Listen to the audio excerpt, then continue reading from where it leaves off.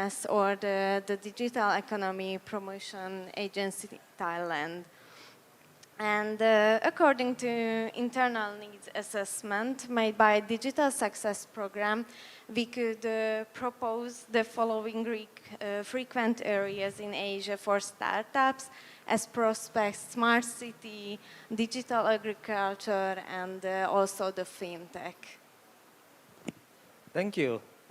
When I heard three of ขอบคุณครับตอนที่ผมได้ยินคุณพูดถึงเรื่องบริบทของการทำงานในบริบทของทางการทูตจนถึงปัจจุบันเนี่ยนะฮะ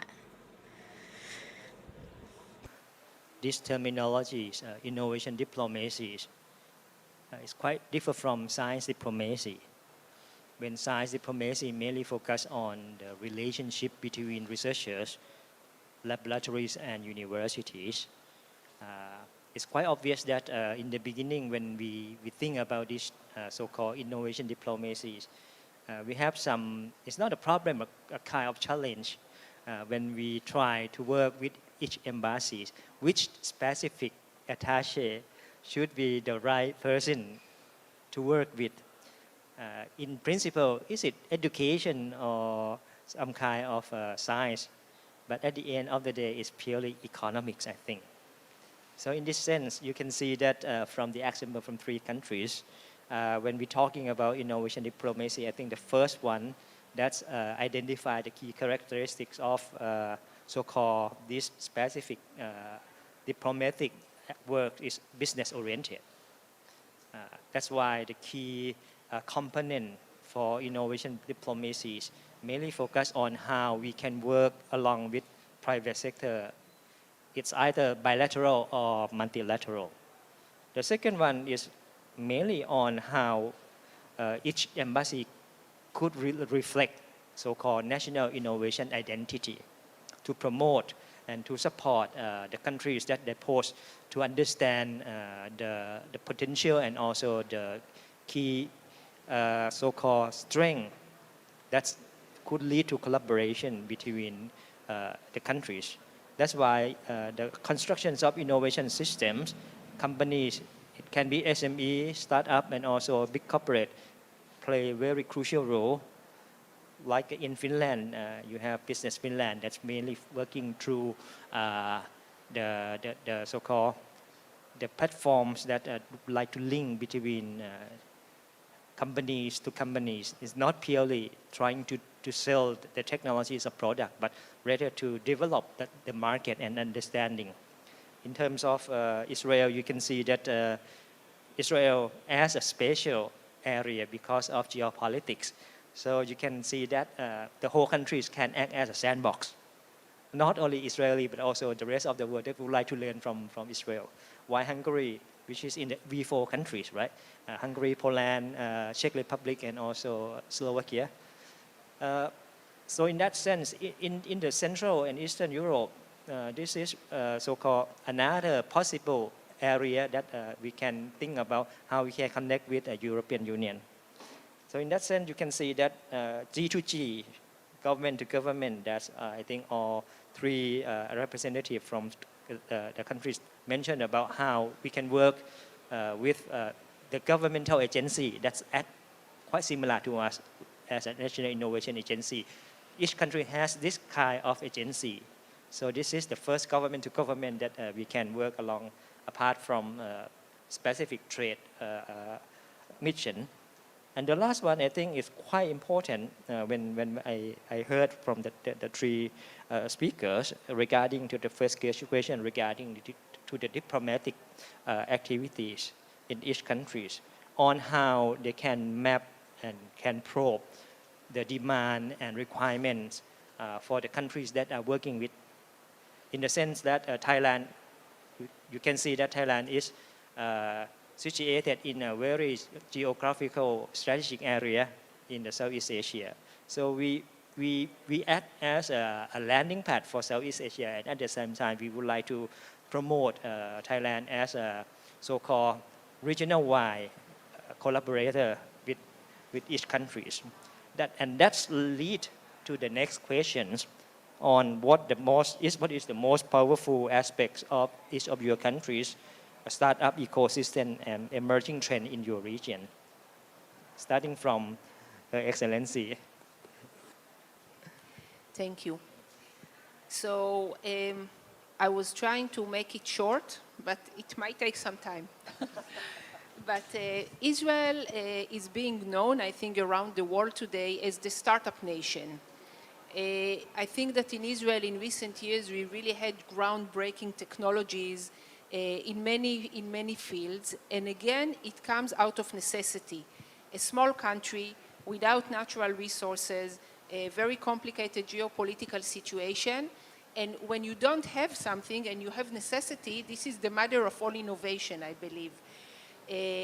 So apart from that, I would also put the human resource and the high-level technologies that were developed in Israel, the entrepreneurial spirit, the bold innovation that was developed in Israel, I think that was the basis to the startup nation. But today, we are no longer the startup nation. Today, we are the unicorn nation.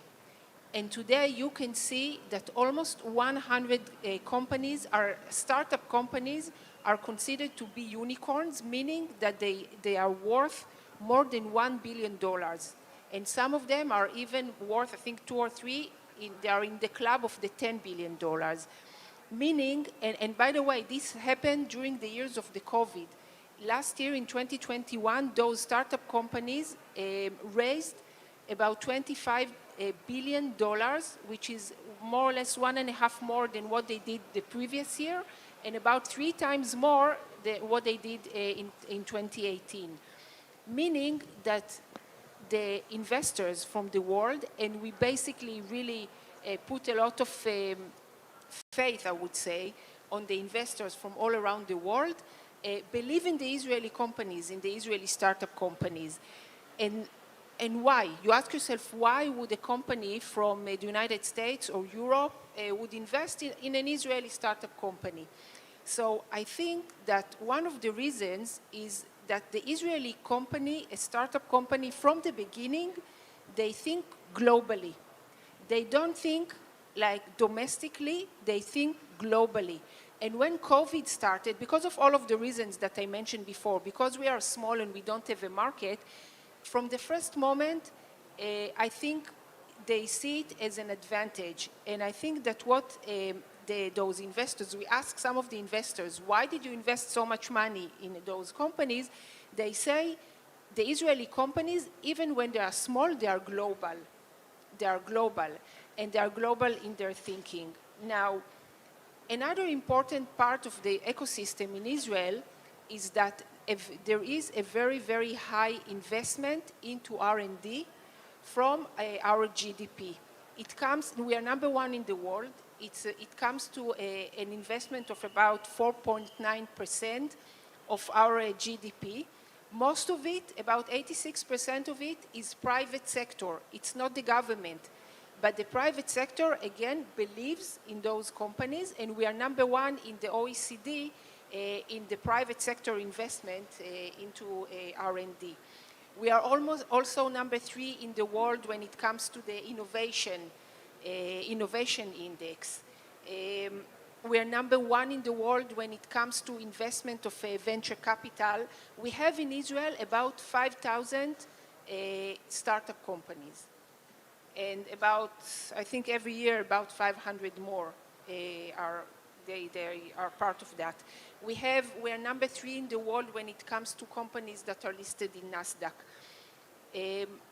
I think, again, it's all about building the right ecosystem.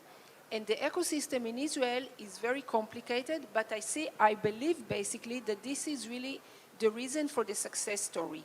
We have, on the one hand, the startup companies or the next level, the growing companies. We have the government, as I said, with a large support and the belief that we need to actually invest in the startup companies. And we need also to put the academy as part of it. So academy in Israel is a very important part of the ecosystem. Some of the very interesting innovations came from a collaboration between the startup companies and the academy. A company like Mobileye, that is part of the automated driving systems, that is really one of the leaders today in the world, started from the academy, from the Hebrew University in Israel. I also believe that part of the ecosystem is education, but also educating children to creative thinking, educating children and students that it's okay to fail. This is one thing that I believe is very important, because you cannot be a successful entrepreneur if you are not ready to fail. And if everyone around you looks at you and say, you are a failure because what you did did not succeed, you will never be a successful entrepreneur, because a successful entrepreneur will fall and fall and fall. In the 10th time, he will have a successful startup that will take him to the sky. So this is another point. And one more important part of our ecosystem is the military service. In Israel, every person, I see very young students here, in Israel, when we become 18, men and also women, we all have to go and join the military. This may be unfortunate, but this brings a lot of innovation, a lot of creativity.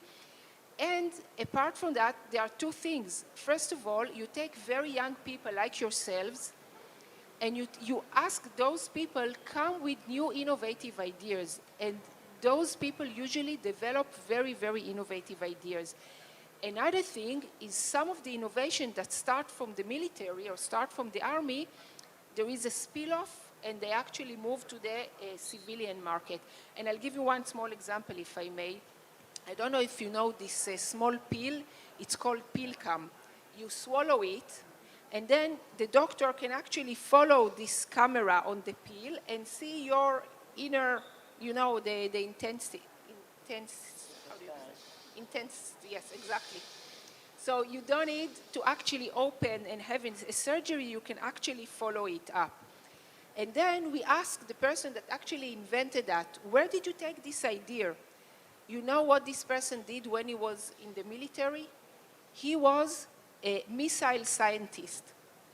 And he said, if I can take a missile and I can lead a missile into the sky to another place and lead him into a room, I can take the same technology and lead it into a person's body, and actually have it, the same technology is used, and this is for missiles and this is for medicine.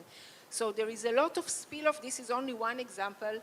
I think the whole ecosystem together really created the success story, the startup nation, the unicorn nation. And of course, we are not naive. And we know that there must be an ongoing support and the investment of the government in education, in the universities and in other places. But that's, I think, the reason for the success of the Israeli ecosystem.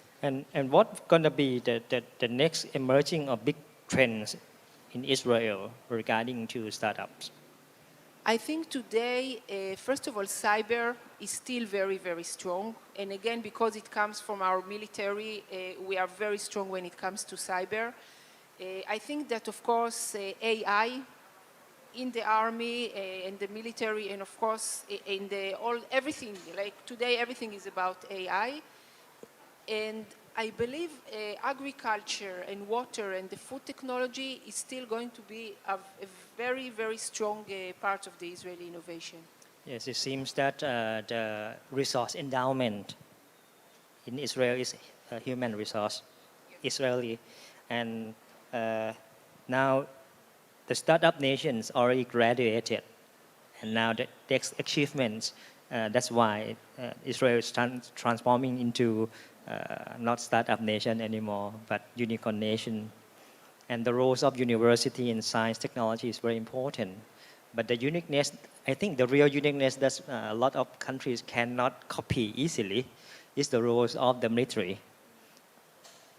The military can be observed as the incubators for future startups in the sense that the next big things in Israel still in the cyber technology and AI. So this is very stunning and also very impressive development. Let me turn to our friends from Finland. In Thailand, we have a perception on Finland as the leaders in edtech and primary education. But what about startup ecosystem? Please. Thank you. Indeed, you may have heard that Finland has a quite productive education system, and I think that is the ground for our innovative work in, let's say, universities and startup also. So everything starts from the school. As you young people here, we need to encourage, as my Israeli colleague rightly pointed out, encourage all students in the schools to be creative, for team working, problem solving, and think big. That's the idea, of course. Try to solve the problems around you, small or bigger problems. That's the way to approach creative thinking and how to approach innovation. So, and also in Finland, obviously we have a very strong university system, especially technical business universities are extremely strong. That's a tradition in Finland for a long time. And all of our universities have incubators that can help and support, let's say, startup and innovation. When in the university, when you're a student or you're a researcher, and you get a good idea of something, that doesn't mean that you will make business out of it. You need support, you need expertise, how to develop that idea into market, to market it later on as a startup. So I think our universities have created very good system to support all these innovations that happen around them. That's one crucial part, and obviously when you have developed your idea from an idea to innovation and then later on maybe to startup in an incubator in a university, then you need help how to market, where the markets are. And then comes to play our Business Finland, for instance. They have a very good network in Finland and they can support new startups and innovations to look, let's say, further markets. Finland, like Israel, is a small country, and our startups cannot calculate that the Finnish markets would be enough for them. So they immediately they look up global markets, how to make their innovation globally saleable and marketable and scalable. So this is where Business Finland expertise comes to play, and they have good expertise on world markets. First of all, they have good funding mechanisms. You need funding, and then you need expertise on all kinds of issues. How to go about when you approach investors and so forth. So there's a quite good ecosystem of support for innovators and startups in Finland. And then this all has created very active community of innovators, startups, and investors in Finland. We have events called, for example, Slush, which is a quite big startup event organized annually. Like 12,000 people participate, I think, yearly. There's investors, there's new startups, and there's obviously, let's say, inspirational speakers. There's media participating. And this creates a good atmosphere for inspiring, let's say, all of our young talents to try to go towards, let's say, global solutions and innovations. So those are some of the ingredients in the Finnish system, and it starts. I think it starts from the schools. It starts from the primary, secondary schools, and so forth. So there you go forward. And must say also that majority of the Finnish startups are very small. They start with 1, 2, 3 guys or ladies forming some kind of idea. Let's say in early 2000 we had Nokia, which was a global company, and many big innovations were created in Nokia. But then later on Nokia sold its mobile business, and a lot of people from Nokia approached other companies and started creating innovations of ICT and other technologies. So we have spread out of a lot of these people around the Finnish companies, and they work actively as well in startup business. Since Finland has a very strong image and brand regarding to basic education and the student, and a lot of our audience in the physical hall today, they're mainly students. I would like to ask you about the startup activity within the universities in Finland. I used to visit the university in Helsinki. The students organize startup sauna. You may elaborate more regarding to that, because that's the real so-called work of art from the student, right? And they form their communities and they facilitate their friends that would like to do some startup business. Could you elaborate more on that? I never visited startup sauna, but maybe Only the real sauna, right? exactly. But no, but you're completely right that the students amongst themselves are actively promoting these ideas and inspiring each other. So that's very, very important part of the system. So and when they sort of form these kind of startup saunas, which means that they communicate with each other about their ideas, they comment each other's ideas, and they help each other in this way. So that's crucial part. And one thing we noticed also is that many times these things happen in certain universities or certain places, like Helsinki, Espoo, near Helsinki, is a hub of startups. And we have a couple of other hubs in Finland as well, in cities. So usually the people gather together, they have innovative ideas, and they inspire each other around these cities. You heard about the two small countries, small both in the size and not size, number of population. Finland is not that small in terms of land mass, but they are not a landlocked countries. In Hungary, you have a landlocked situation, but both countries mentioned about the most important ingredients: human resource, science and technology. We have some more elaboration from Hungary. Hungary supports the rise of startups in various ways. It is always depending on the actual trends of developing startup ecosystem. Hungary has the development of startups to international standards with various strategic and financing solutions too.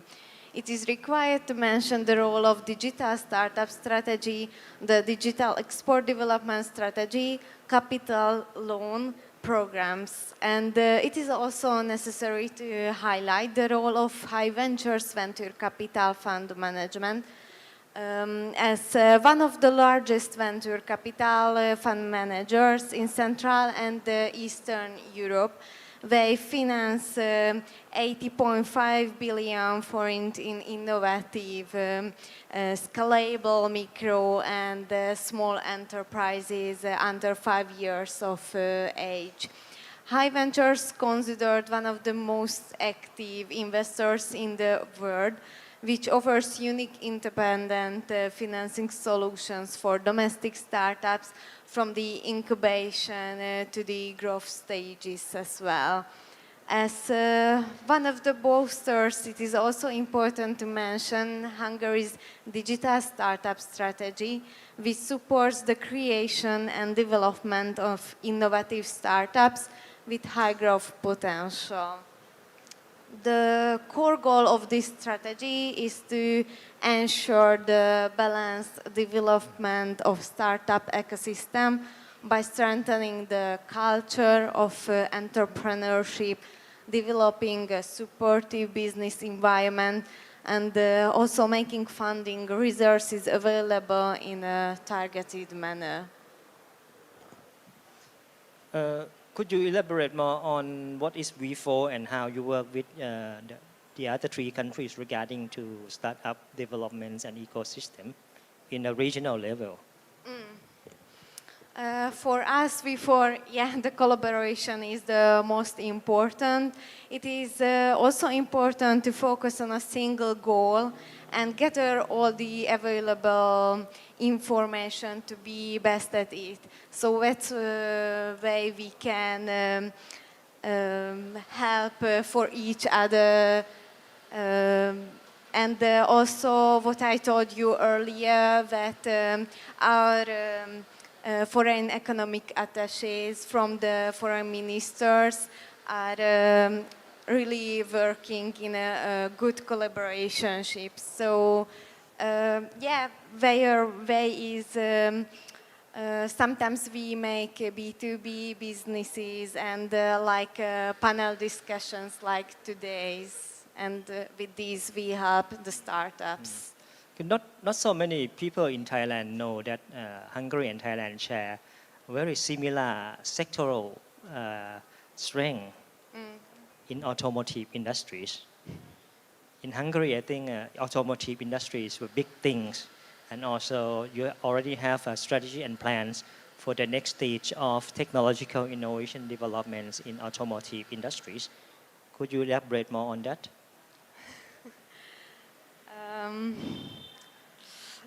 Sorry, it's a good question. What I know that in Hungary, the automotive is really important, but we start new fields like on the smart city and digital agriculture. So right now they are both important, but we start something new. Yes, because I think the next generations of automotive industry is very important regarding to fuel cell, the EV car, and I heard that the Hungarian government work very closely with industry in Germany, so that you can supply the next stage of so-called non-internal combustion. And I think there are quite a few number of universities that's working on startup regarding to engineering and automotive. That's quite interesting. Okay, we move into another question, which is I think very important. What next, right?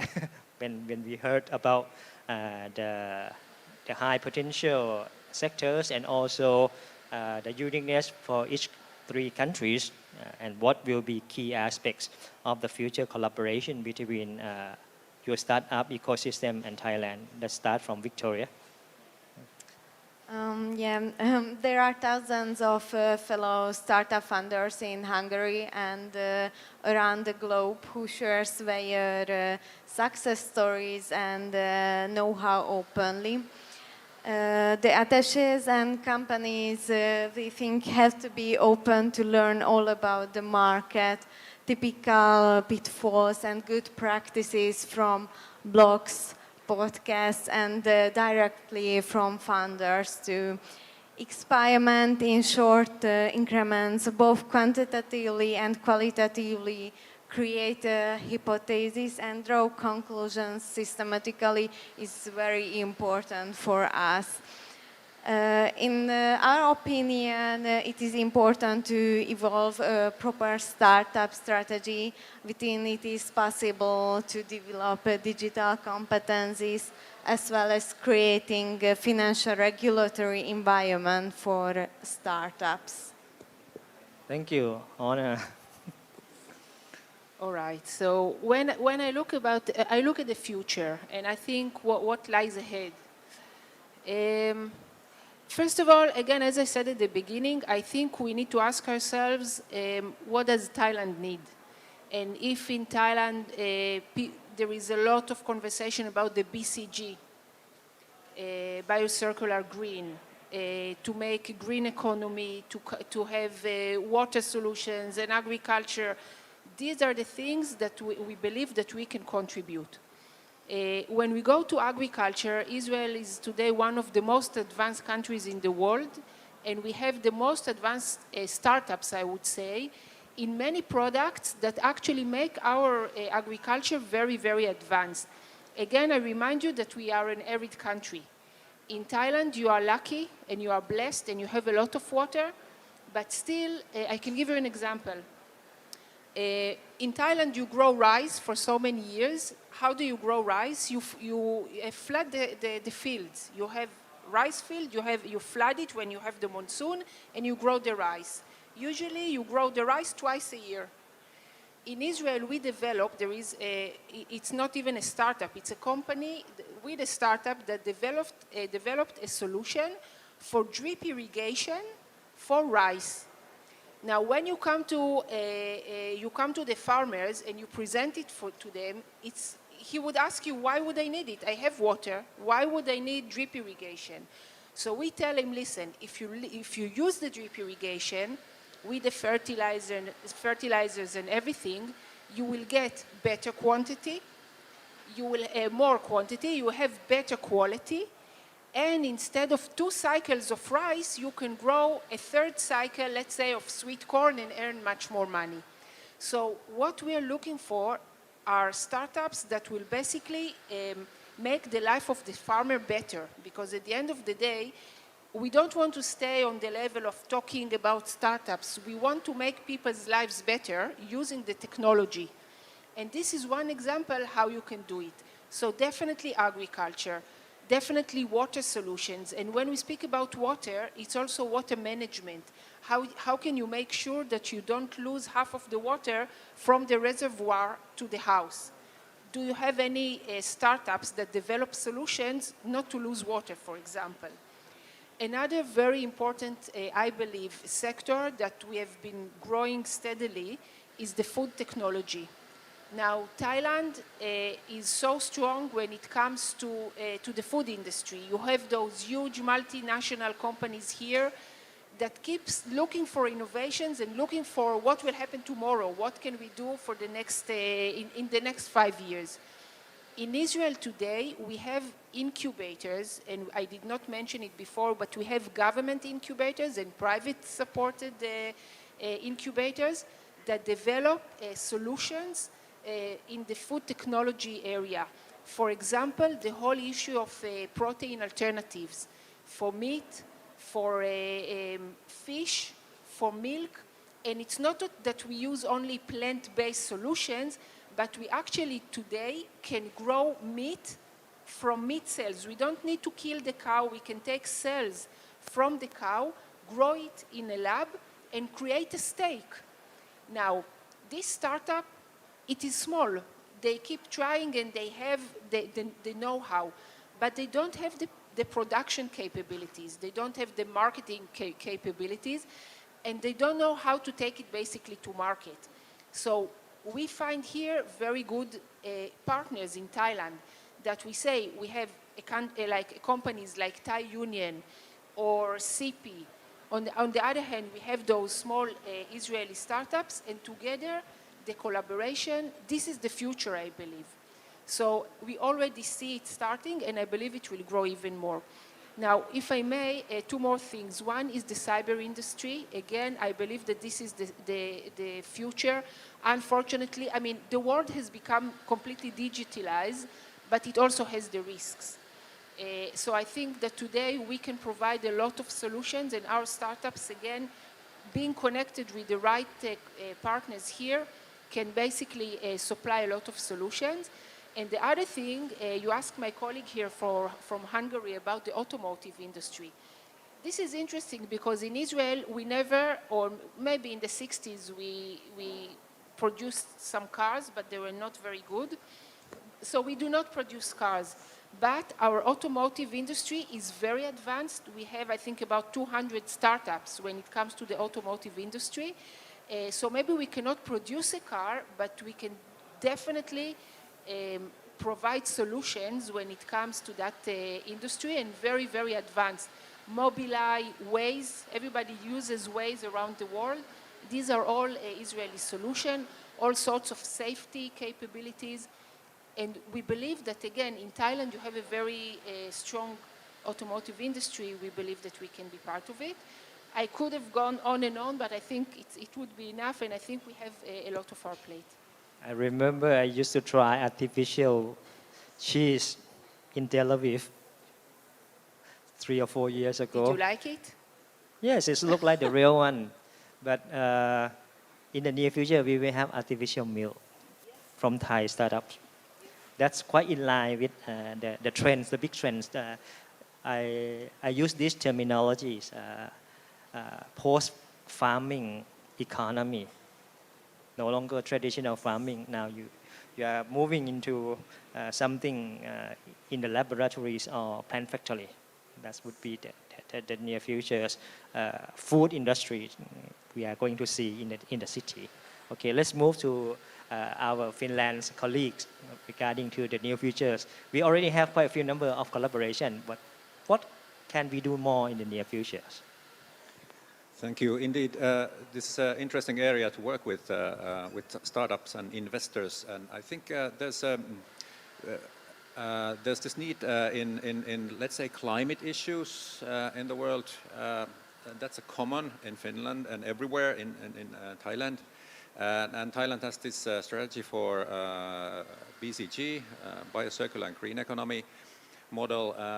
This is one which we can base our cooperation with. So both countries have similar ideas on the future.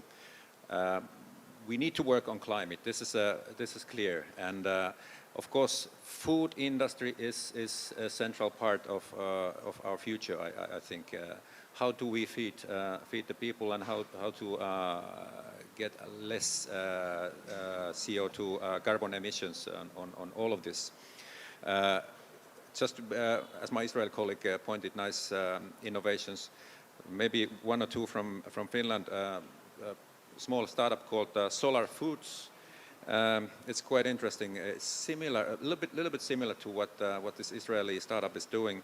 It's creating from microorganisms, from air and electricity with fermentation. It's creating food. So this is quite interesting process. It can create food from anything, basically. And then maybe just another one on technological mobile phone side, Swappy. It's buying old iPhones and installing new programs in them and then selling them out. So they can be reused. As we know, there's a lot of this electricity, old electricity in the world that people are not using. They're buying new ones. So this company is taking the old mobile phones and resetting them to be usable again. So that's quite interesting. And then there's a company called Gooppa, which has created location services for companies or any buildings that when you're inside, you know exactly where people are or your belongings are. You can install anything anywhere, and you know exactly where they are. So if you lose your keys or you lose your mobile phone, you would instantly know where they are from the service. So there are many solutions like that. But I want to point out that we would be very, very happy to support and help to organize some kind of startup events in Thailand, where we would bring Finnish startups, maybe investors, and then bring Thai startups and Thai investors together and see what would be the good way in that sense. So that might be one way approaching these things together with you. Yes, maybe Salash can return to Bangkok. Yes, indeed. I think one of our startup events, Arctic 15, had a plan to organize events here already, and they are ready and very open to come to Thailand. So that would be a very lucrative possibility, I think. Thank you. I think the three countries mentioned about two specific area or sectors: digital platform and also BCG, that's stand for bio, circular and green, particularly on circular in this regard. We still have more time. I have special questions for all of you because in Thailand now quite a few number of people talk about soft power. The things that we has been talking for almost an hour, I think it's already represent soft powers in a sense because we're talking about futures, talking about human resource centric innovation and also the way that the younger and new generations can pursue their dreams. So what is your country's soft power strength? Could you explain to us that because we have startup, we have innovation diplomacy, and how you would like to communicate for the younger generation in Thailand, our student here, what is your soft power? Let's start from Israel. Okay, put me on spot here. What is our soft power? Look, again, as I said at the beginning, for Israel, I think it's a very complicated situation because we are still a nation that needs to fight for its existence, for our survival. So the soft power is really not to focus on the conflict, but to focus on the opportunities, to focus on innovation, to focus on science and technology, and R&D. I think Israel has a lot of strength, and when you look at the young generation in Israel, they look all just like you.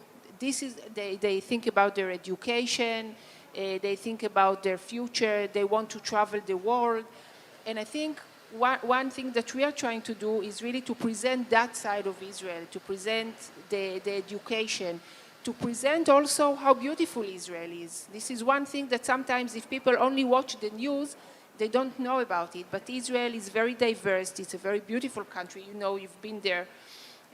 And I think this is one thing that we try to present to the world, not to focus on conflicts, not to focus on threats, but focus on opportunities and focus on better future for everyone. Because as my colleague said here, the challenges we deal with today, the climate change, the other challenges, they will influence all of us. They will influence the next generation and the next generation.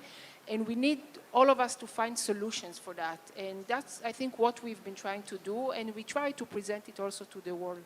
I think it's quite obvious for Israel because people think about Israel, think about startups, think about high growth companies in tech. And what about Finland? Sure. For soft power, we would of course start with education and education system. We are very happy to inspire and support education in Thailand as well with the ideas from our system. So that's one aspect of soft power from Finland. And of course, the cooperation between let's say schools and universities, that's quite important. That's a kind of a soft power tool that we all can utilize. Then, of course, there's various soft power issues like Santa Claus lives in Finland, so you can. I'm thinking about vodka. Vodka also, we have vodka. So there's many issues like that. Moomin also in Finland. So many quite nice issues that you can imagine. And of course, as you know, Finland is a country of thousands of lakes and very beautiful forests. So anybody is welcome to visit and have a look how everything looks in Finland. Finland is a global friendly country. That's why you mentioned a lot regarding circular economies or the futures of the world. That's greener. This is the soft power. That's why you educate young people and young generation. Okay, what about Hungary? Yeah, for us, for Hungary, I think our soft power is the culture and the modernization. And the most important, I think, is our geopolitical place. But we are in the middle of Europe. It's good for companies, for startups, and for the younger generations as well. And what I told you earlier, that for young generation, it would be really helpful if they could attend for B2B sessions. Through those, they can like go there with their hypotheses and start a talk and yeah, through our attaches, we can easily get to Hungary and you know, it's a good place for them. I love Hungarian food. Yeah, Very, very famous. Apart from that, you can see that the whole hour we are talking about the roles of diplomat.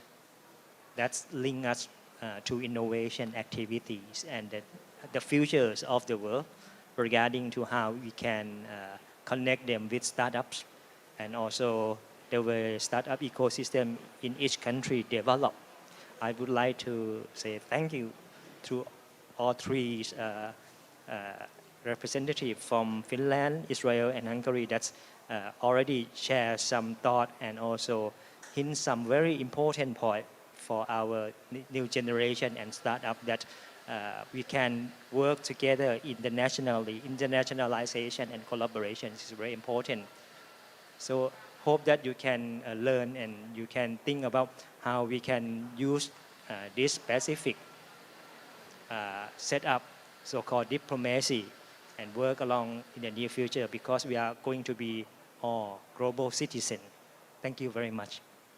Thank you. ขอบคุณครับ ขอบคุณครับ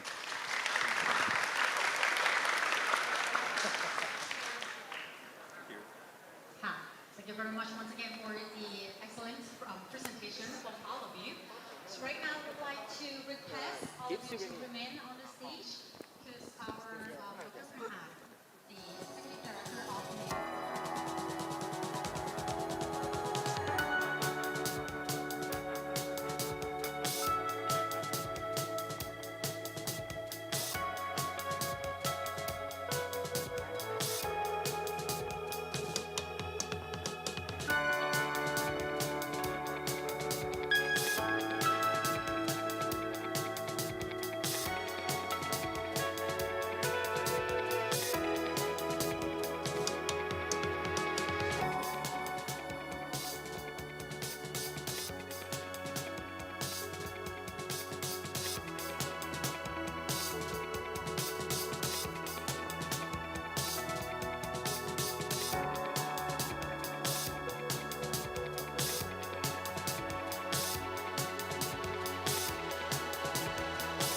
Embassy of Hungary, Bangkok. Thank you very much.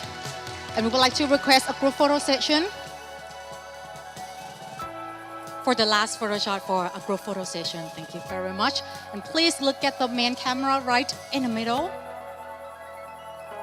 with a big smile. 1, 2, and smile.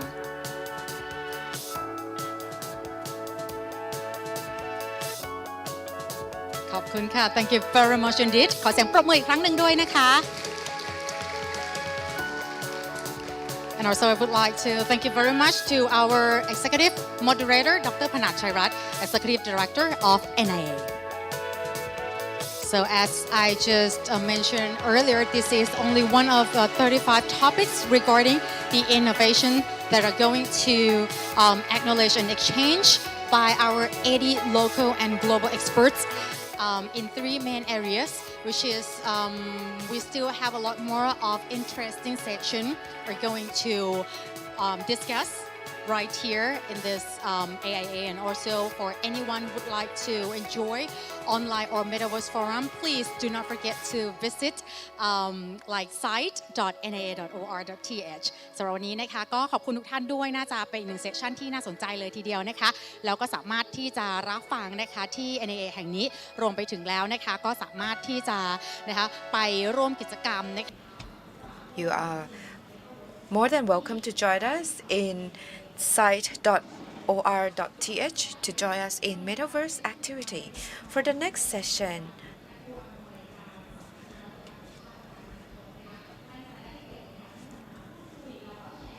we will have the